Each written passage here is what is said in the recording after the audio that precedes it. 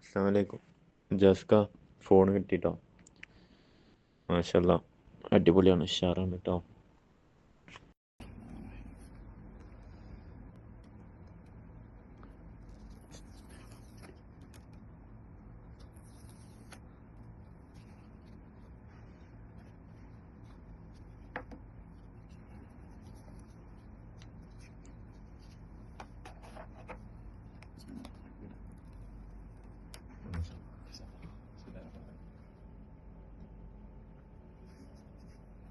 17 Pro ഇല്ലേ, 17 Pro Max ഇന്നലെ ഇട്ടൊരു പീസില്ലേ, just customer തന്നിട്ട് അടിപൊളി ഒരു സാധനം.